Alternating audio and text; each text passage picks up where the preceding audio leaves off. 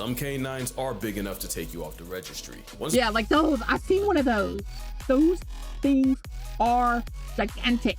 It was almost to my shoulder.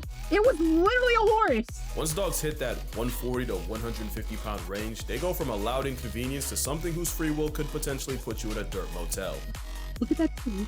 Look at his finger. Terrifying. Look at that. Look at that. He's a horse. He's quite literally a small horse. When I tell you my legs hurt, they hurt. They hurt. Apparently my legs are so bad, Mama's saying I have to put it on 3 times a day. The like the salve that goes on my leg.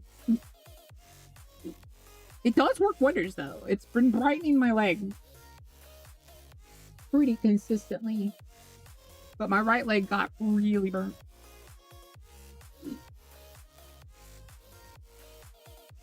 White woman moment. Rich. These are the dogs that would take the leash off and walk you. Because a lot of y'all... You guys don't understand. I've seen a dog that's big enough to be a horse. Like a baby horse. I've seen one. You'd think. But when you have a pet-friendly hotel...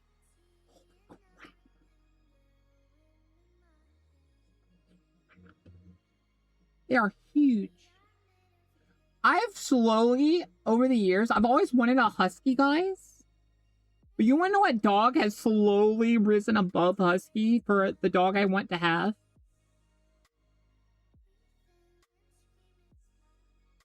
I'll give you a hint. They usually wear barrels under their neck. Because I saw one. And my heart melted. Because the thing was like the ultimate, like, chill loving dog. Like mostly people let me pet their dogs and kitties, and the dog came in and it was just like, where are we? And I was like,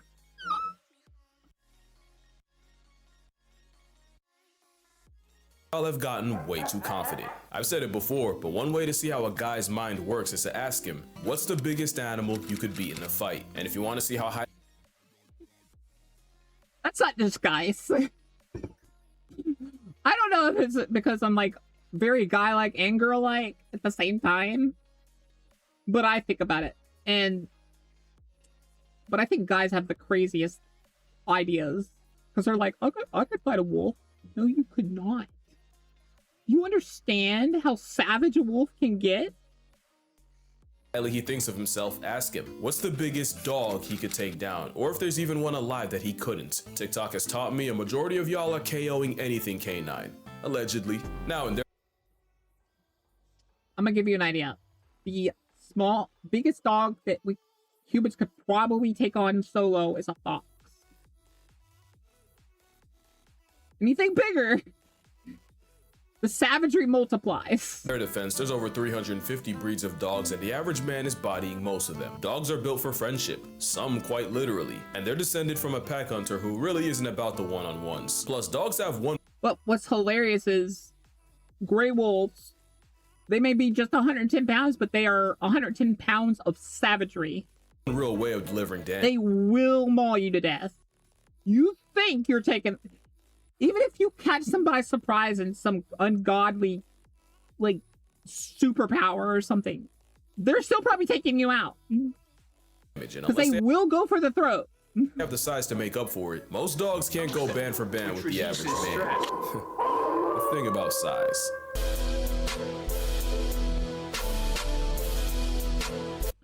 To give you an idea, there are dogs called, what are they called? Shepherd dogs? Or homestead dogs or something? They're huge. And the only thing they're given is a spiked collar. And they fight off multiple wolves. That's a dog. And a wolf takes you out. Some canines are big enough to take you off the registry. Yeah, like those. I've seen one of those. I've seen one of those. Those things are gigantic. It was almost to my shoulder. It was literally a horse. Canines are big enough to take you off the registry. Once dogs hit that 140 to 150 pound range, they go from a loud inconvenience to something whose free will could potentially put you in a dirt motel. Yeah, look at that. Bigger than that, and you got the kind of dog where every breath you I've seen one of those too. These don't look like they've been groomed for a bit. take is by his blessing. Real quick, this isn't to demonize any breed or inspire you to test your luck against you. Surprisingly, if golden retrievers weren't like literally the dog of the people, I say that like they can't hurt a fly. If they were the opposite, they could probably take you out. Your dog. And also, don't But you'd probably kill them before they realize you were attacking them. take this too seriously. I know Fantasy Fight Club loves hills to die on, but first we got the Kangal Kangles are scary looking. Shepherd is a Turkish Fido flex bred as a livestock. They are such lovable pups, though. Like, you could probably train one from baby to be a protector of, like, kids and stuff. But it'd be dangerous because they have a lot of, violence ingrained in them because they're meant to protect wildlife, like sheep and stuff. Guardian dog against jackals, wolves, and bears. Yeah, they can fight bears. Look at this boy. You don't understand how big that is. That's probably like 3 feet off the ground. And 3 feet long. And probably like 200 and something pounds of pure muscle. Get from 110 to 150 pounds, but ask around. Someone will tell you. And he's not bleeding, for those who saw his neck. That's, paint. Or dye. Basically, it's like cinnamon or something? I can't remember what it is, but basically it's so... It helps the collar not be painful for them. About their 180 pound attitude adjustment. Look at that. He's bigger than a person. An important distinction is that these aren't herding dogs. They're guarding. They're guarding. They are not hurting. They will maul you. You will die. Dogs. The canine insurance policy pretty much are part of the herd, and any predators that flock around. Here's the issue. The definition of predator for them is anyone they don't know. If you haven't been like greeted friendly by their pack leader, which is the owner, because that's usually how they identify like who's in charge, is they designate a pack owner. Usually it's the person that bought them that like the trainer helps the dog recognize that person, that's your pack leader. Don't sneak up on any of the animals near him when he's there, unless the pack leader's there. Because the pack leader can, like, the owner can, like, be like, hey! And then the dog will, like, disengage. But if he's not there, and you try to sneak up on any of the animals, it will attack you. Very quickly find out. Kangles will defend theirs in any situation, while the cellmate... Yeah, that's kind of the reason the dye is there, is to make sure the other dogs aren't fighting each other. Because they have been known to. Cerberus prefers intimidation. And you need to know if they're doing that so that you can get it out of their system immediately. Because you don't want that to be an issue. They'll catch a clean body if it gets there. The catch is, since Kangles are built to defend the defenseless, they're unironically really good with children. But with a... Yeah, see? They're really good with children. For that reason. Because they defend anything smaller than them. Temper more trigger happy than the state of Texas. Nothing. Like I said, if pack leader's not there, you're dead if you've set them off. Steps to a member of a Kangles herd without getting read in an obituary. Apparently, some Kangles have snapped at their owners for getting too close to their own sheep. With Kangles having the strongest bite of any dog at an alleged 743 pounds per square inch, a snap from a helicoptering horsehound hits. Look at that tooth. Look at his finger. Terrifying! They're so protective, they even protect some of the predators they were hired against. In Namibia, ranchers and cheetahs share an area code, and in a world where a dead cow can set your entire family back, many cheetahs become chalk outlines in the name of asset protection. But having Kangles and Anatolians on site, which as far as I understand are Americanized Kangles, the cheetah... Yeah, they're. Let me look at it again. But having Kangles. Yeah, they're slimmer. They're a little bit slimmer, but sometimes they're bigger. Hence the like higher weight and higher inches. But they're like more sleek. They're not as furred. And Anatolians on site, which as far as I understand are Americanized Kangles. The cheetahs get run off by canine conflict resolution before the ranchers have to reach for a permanent solution. The Kangle option actually reduced cheetah trappings and killings by 80%, and in some places they're providing the same deterrent service to wolves. So all in all, they're still a good dog, just not for everyone. And not just because they need space, experience, and most importantly a purpose, they need a purpose. These dogs are not lap dogs. And they are not city dogs. Every time I've seen one of these, for the most part, it's been like a rancher, someone that's like driving through. And he takes his dog with him. Because it's also like a protection dog. Discipline, because gentle parenting means Turkish Tank rips your arm out of the socket the first time he sees a squirrel. I've seen one of these. Yeah, I've seen like 2 of these. Don't get these if you're in the city. I know they look so cute. I do. This fluffy boulder would send you back to the mountains they spawned from. Forged in the mountains of Caucasus, the Caucasian Shepherd is also called the Russian bear dog, even though they're not Russian. And they can fight bears. That's why they're called bear dogs. You're liable for a lecture if you call them that in front of the wrong person. They also weren't bred to hunt bears. They're also livestock life insurance. It's just that calorie blocking a bear might just come with a job description. They can block bears. The blow-dry Tasmanian devil comes in. He's big for that reason. Because the bigger the dog is, the better chance it has of scaring off the bear. Because bears are actually kind of skittish. In 2 forms. The long. But they're only skittish against things that have the ability to get bigger. Well, that they have something to do with bears. They typically, if you're guarding stuff in the mountains, you have a high % chance of having to maybe fight a bear. Yeah, bears are lazy predators. So if it's a big, like it almost looks like a smaller bear, they're less likely to attack. Coated mountain type and a shorter coated steppe version. That's why they called them it though, Valley, is because they figured they would be fighting bears. Yeah, they're important to scare bears.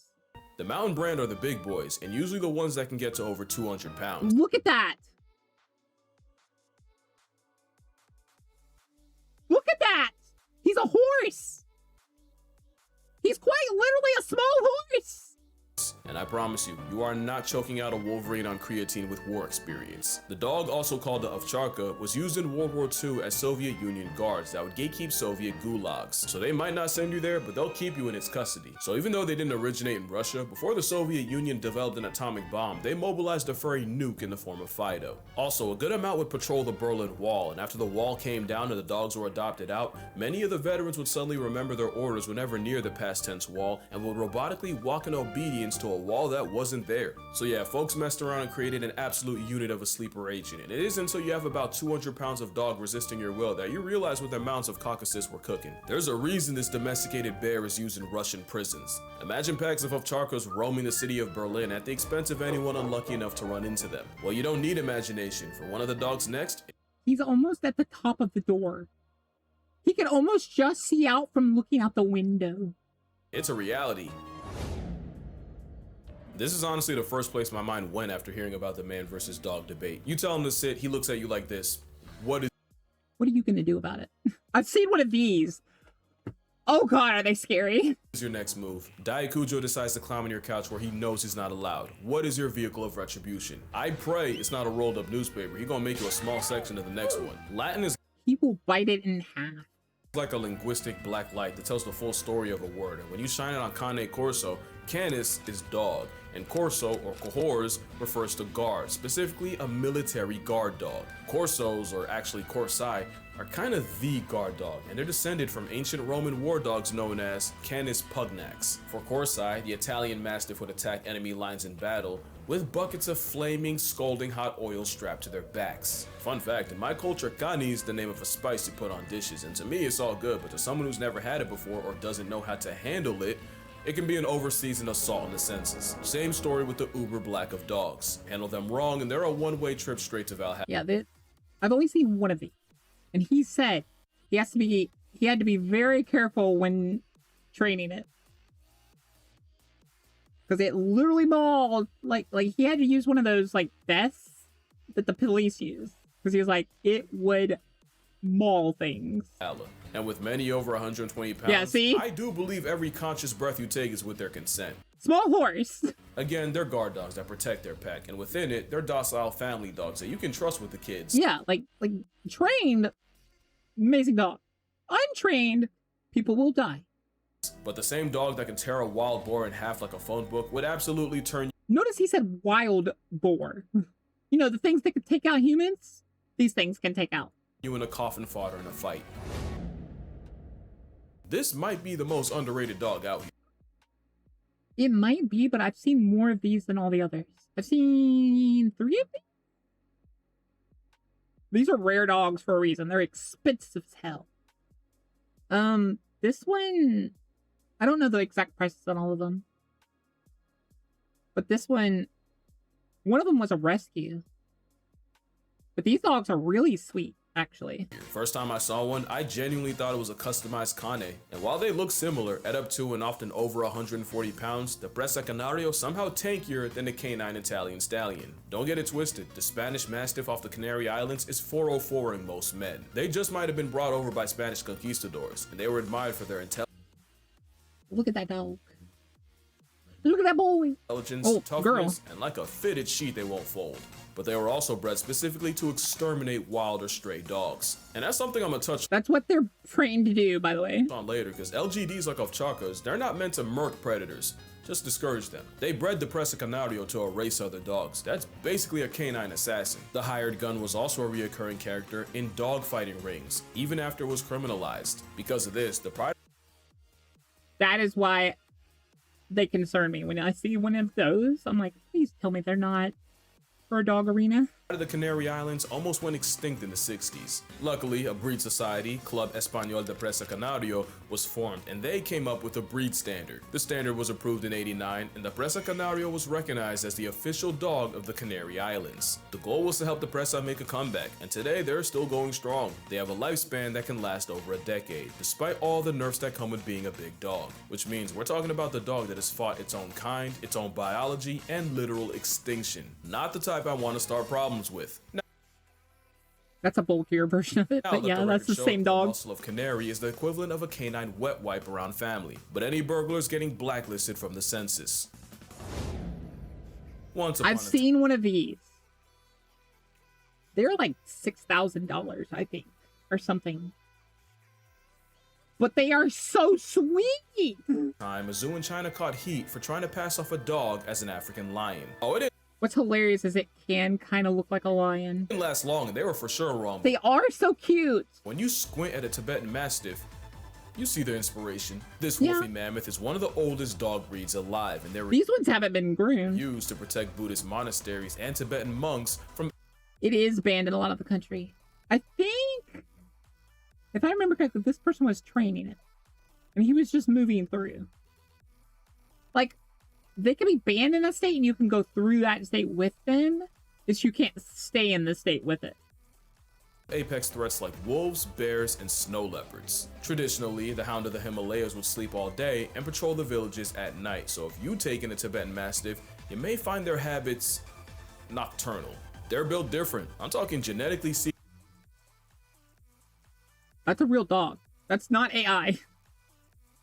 That looks about the same size as the one I saw. They are big boys.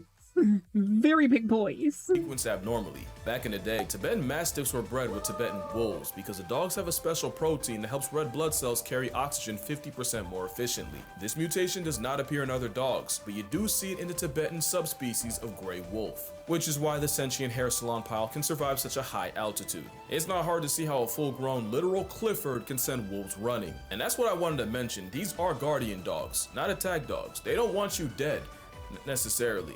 Just gone. They're not out here looking for smoke, and if you have one, you'll find that the most dangerous thing about them is the constant slaughtering can be a slip hazard. But there's a catch. The Tibetan Mastiff wasn't just insurance, they were a status symbol, especially in China. One named Big Splash sold for $1.5 million. So yeah, these things, the cheapest is 6,000, and that's like the runt of the litter. Like a basic one is like hundreds of thousands. You physically and financially. The problem is, like, I think he got his, but it had like lots of health issues. As the TM hype faded fast, and the outcome was more abandoned mastiffs than anyone knew what to do with. Except the dogs. The Tibetan persuasion started forming feral packs where they've killed livestock, hunted native Baral sheep, and even attacked ancient enemies like snow leopards, bears, and now even humans. Now we've got thousands of feral Uber dogs roaming the Tibetan plateau, making life air-conditioned hell for snow leopards and putting paws and jaws in any people that happen to cross their paths. It's basically what happened to pigeons in America, but I've never seen a pigeon lil bro a wolf. I don't know what's with all the videos of Tibetan mastiffs and wolves in the same place, but I have not seen one where the dog doesn't completely bully the albeit smaller Asian wolves. And speaking of wolves, at least the wild ones are afraid of humans. We genetically engineered a weapon of mass destruction. And it's completely our fault. Mastiffs in general are a canine flex. They'll have you mad stiff. As in rigor mortis, the bull mastiff looks like a sweetheart that could genuinely bench press your family. The Neapolitan mastiff was literally built on honey badger principles. Loose skin so that even when clamped, they can always turn around and face their problems. But it also makes them look like a victimized pizza pie, cheese sliding right off. But we can't forget the English mastiff, one of the few dogs that could successfully maul a wolf. For reference, the beast from Sandlot was an English Mastiff, and the record for the heaviest dog is held by Ika Mazorba, an English Stiffy weighing 343 pounds. And of course, we can't forget They don't get that big normally.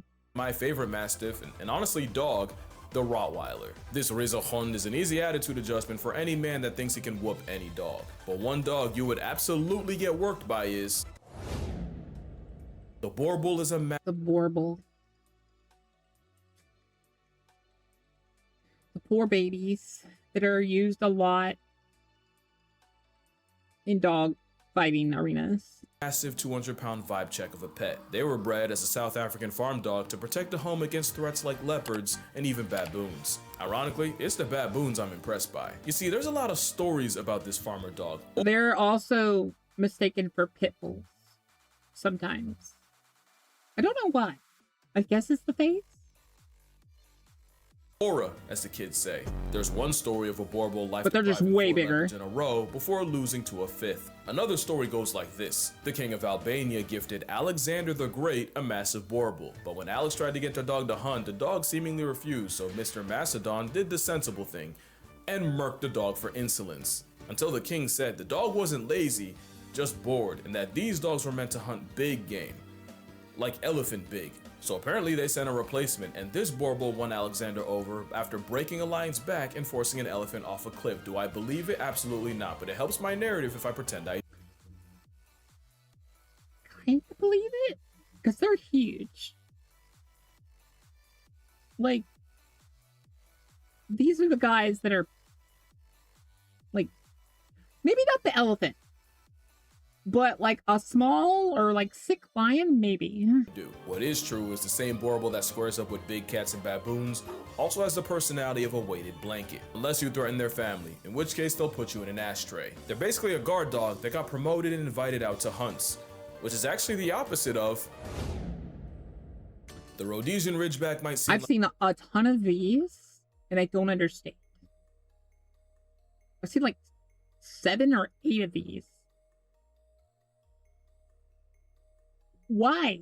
Why are you getting this big of a dog? like a token pick, but hear me out. They're the inverse of Boer Bulls. They were so good at hunting, they eventually got promoted to guards. With a max weight of like 120 pounds, the Ridgeback is the lightest dog in this video. They get the nod because they were used to hunt lions, along with the usual suspects like wild pigs and baboons. Now I should probably explain, when I say hunt lions, I don't mean these dogs are out here giving Simba the belt to butt. There isn't a dog alive that can beat a lion. No dog exists that can 1v1 a bear, and pretty much all would get folded by a full-grown all-American Northwestern wolf. By hunting, really the Rhodesian Ridgebacks would bay the lions, not straight up attack them, but harass them, applying constant pressure until eventually the hunters showed up. The best way I can explain it is these wolves mobbing a black bear and basically escorting him away from their pups hidden in the grass. Rhodesians more so keep the lion in one place. which is arguably just as impressive. It takes a lot of intelligence to pin a predator 5 times your size, and yeah, Ridgebacks are creepily smart. Ask around, some will even say they're human. And that's a level of intelligence I'm not trying to deal with. One thing I do love is a dog that went against literal lions is also mad sensitive. They do not respond well to harshness, and you unironically have to watch how you talk to them because they will take it personally. They're basically gifted teenagers. They're not for the discipline, so you better keep it. That's the other reason why I'm so confused. People, like, there ain't no way you're treating these dogs right. Something's not, this dog in particular is super sensitive. Positive. I've seen one of these, and they're massive. You know, I almost forgot to mention the Dogo Argentino. A mistake that would have been. Basically, a teenager in the 1920s unlocked free will and decided to create the best possible hunter dog. He took traits like the scent tracking of a pointer, the height of a Great Dane, the Pyrenean Mastiff's calm temperament, and the boxer's overall athleticism, and crossbred them with the now extinct Cordoba fighting dog. Eventually, he created an Argentinian Mastiff, and to prove its strength, he pitted his dog against a wild boar and a mountain lion, gladiator style. Only the dog made it out. And I wouldn't even believe that if it wasn't for the story of Morocho, the Dogo Argentino, allegedly killing a puma to save his 2 human girls. Allegedly, because I'm not entirely sure it's true. I still can't see one soloing a healthy mountain lion, but the narrative has been set. So W Morocho. They might not. I could see it. Because they're more, he's probably way more concentrated muscle.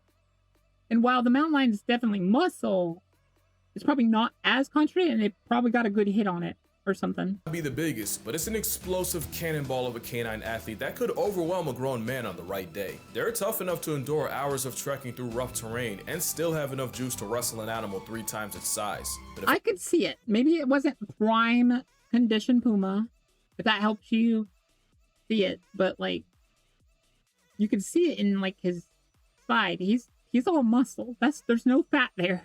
All muscle. If I ever saw this in an alley, my soul would auto-connect to the Wi-Fi in the sky. Now that's real Bluetooth. By now, you probably recognize the pattern. If a dog was bred as a livestock guardian in the mountains, it's likely the last dog you ever want issues with. And that is everything the Central Asian Shepherd dog is. The CAS, or Alibi, is another LGD spawning from Central Asia, and one of the few dogs that could honestly be confused with a polar bear. And while most of the dogs here are a matter of speculation and my personal bias, with the symbol of canine country strength often weighing over 200 pounds, a full-grown specimen motivated by malicious intent would dismantle an able-bodied man. And as one of the oldest dogs, humans didn't really do that much. Seen one of these. They are obviously massive. I've said that a few times. But the one I saw was very sweet. He just wanted to lay on the ground. Much to breathe He's in. like, They're honestly bred more by the harsh environment than anything. Just an overall. I think it's because his owner said that they had been driving for a while, and he said that he just wanted to pull out and relax now. Unit of everything a dog can be, and likely the biggest dog most people have never heard of. Again, this isn't to demonize any breed in particular. I just figured the man versus dog thing gave me an excuse to talk about him, and I don't think I ever did make a dog video, so, you know, 2 birds, 1 stone and stuff. And if you're a man who thinks they can solo everything on this list, you got it. Don't take it too serious.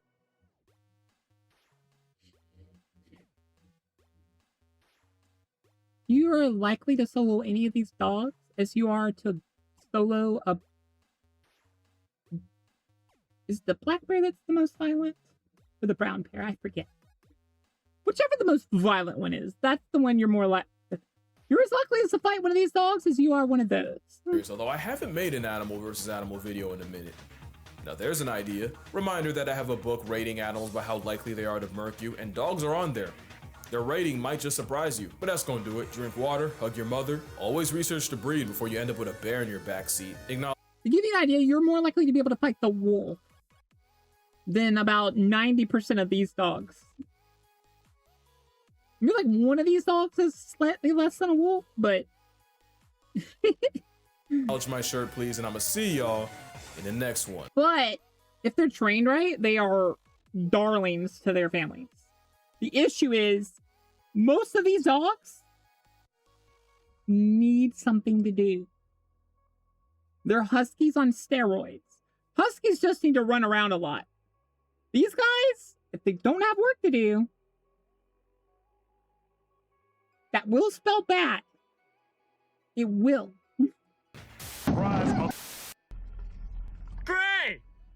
What the fuck That's a husky there. He's on the freaking are you roof. doing? That's another reason why I don't think I can handle a husky, you know? That was Cash Geographic. Give him like and follow us, Holly. Give me a like and follow if you feel like it or anything. Not that I care. Smoke bomb.